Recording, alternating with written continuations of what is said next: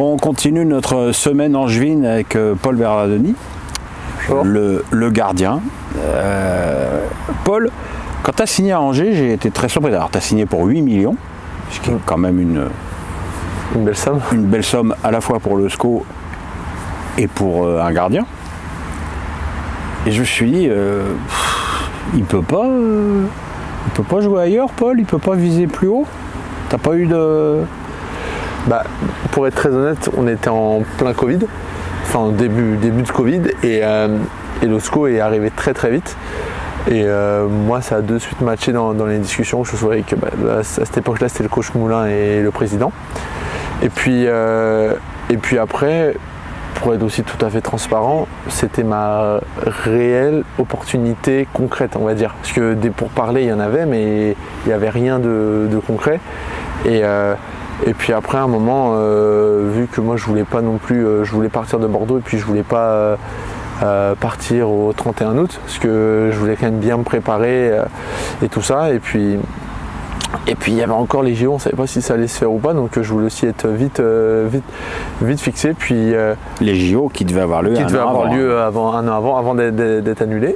Et puis on attendait. Puis moi, je voulais aussi rester en France. C'était un souhait de ma part. Donc pourquoi ? Parce que je sentais qu'à ce moment-là, j'ai encore des choses à faire et que je me sentais pas prêt à aller à l'étranger. C'est un truc tout bête, mais j'étais parti chez ma compagne il y a 2 ans, maintenant 2-3 ans, elle faisait ses études à Birmingham et j'étais allé la voir.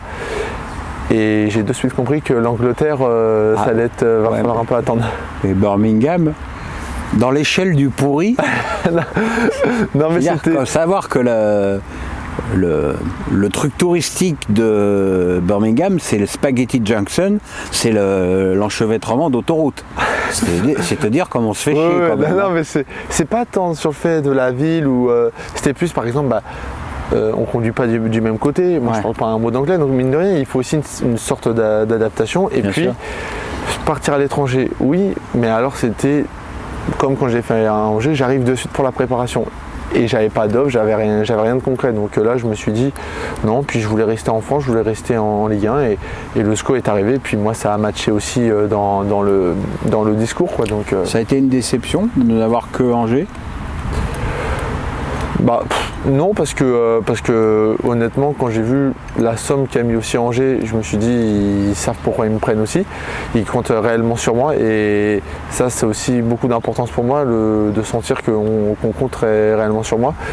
Et il y a aussi eu moi je fonctionne beaucoup comme ça, je me suis dit si des clubs que ce soit qui jouent l'Europe ou pas ou qui ont cet objectif là ne sont pas venus me chercher, il y a peut-être aussi une raison. Donc c'est que je me suis dit ça, je me suis dit il va falloir que je continue à performer, à travailler encore plus pour espérer, parce que moi c'est mon objectif, un jour jouer dans des équipes comme ça. Mais ça a été une mini déception au début parce que quand tu sors de 2 belles saisons, puis après tu te dis mais ça vient pas comme ça et puis va falloir continuer à travailler. Bon, quand on est gardien de Nîmes, on a vraiment beaucoup de travail. On en avait, mais après on avait aussi un jeu qui était porté vers l'avant. C'est vrai qu'en plus d'être une équipe qui joue le maintien, vous aviez un jeu très offensif qui fait que vous étiez encore plus exposé. Angers apportait quand même, surtout à l'époque de Moulin, offrait des garanties défensives supérieures. C'était dans la discussion avec le coach, c'était ça aussi, c'était que moi je disais je veux aussi passer un cap, franchir un échelon. Je savais que c'était pas du tout le même style de jeu.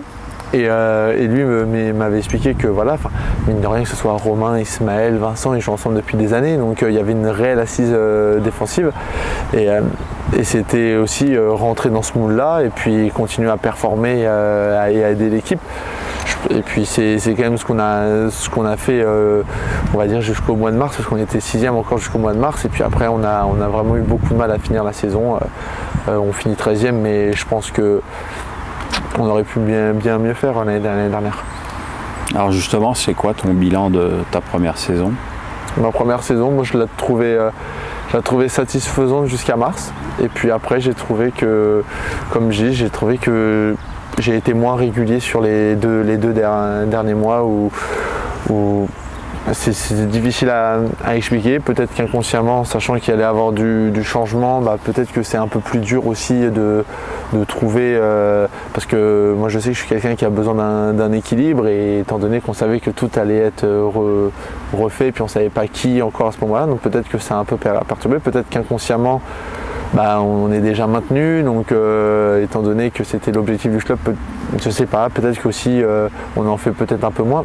Je pense pas, parce que je suis pas du style à être comme ça, mais dur à expliquer. Mais en tout cas, moi je suis assez lucide sur mes performances, et comme je disais, le fait qu'on soit 6e au mois de mars, je pense que j'étais aussi, je faisais partie aussi du truc. Et le fait qu'on finisse 13e, peut-être que voilà, il y a eu des matchs où bien sûr j'ai fait gagner des points sur les deux derniers mois, mais pas assez.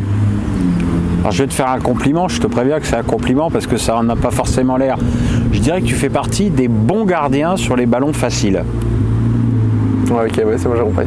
Hein ? Ouais, j'ai compris. C'est-à-dire que quand tu dois pas le prendre, tu le prends pas. Ouais, je vois. Et quand c'est difficile, parfois tu le prends. Tu le prends. Ah, ouais, bien sûr. C'est là où on voit pour moi, le gardien qui était le symbole de ça, c'était Dominique Dropsy.